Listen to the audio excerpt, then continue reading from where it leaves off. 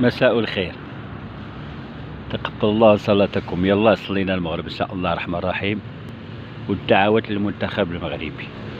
اذا المقابله ديال الاربعاء ان شاء الله الرحمن الرحيم، اشنا هي التوقعات ديالكم؟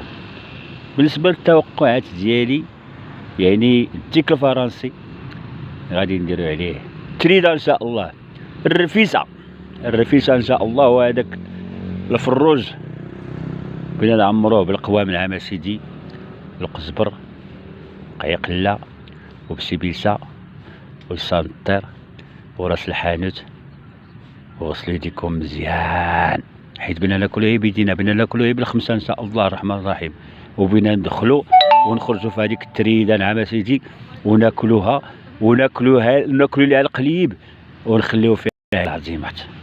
بالنسبه للمنتخب الفرنسي، فعلا غادي يكون تحليل منطقي، فعلا فريق قوي وفريق منظم، ولكن بالنسبه لفرنسا ما عمر فرنسا خلعتنا، وما عمر فرنسا كانت لنا واحد النقطه الضعف. بالعكس، حنا الفرنسيين حنا عندنا تنسميوهم هي ولاد كيكوز، نيدو باغدون موا، يعني الفرنسيين الحمد لله اللي عرفناهم وعاشرناهم.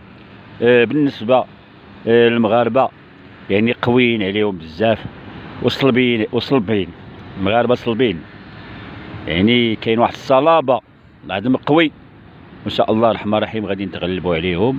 والخطه ان شاء الله الرحمن الرحيم راه غتكون خطه مفاجئه للفرنسيين والعالم كله، لانه وليد الركراكي غادي يستخدم اسلحه اللي هي مخبيها، واللي هي تتلق بالمقابله ديال نصف النهايه، وتتلق ان شاء الله بالنهايه.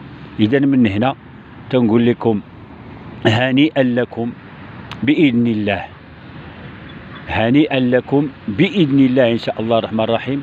المقابله مربوحه، اللي غادي تلعب على واحد الحيثيات اللي قليل اللي غادي يعرفها، ووليد الركراكي راه عارفها وتنتمنى يستخدمها ان شاء الله الرحمن الرحيم.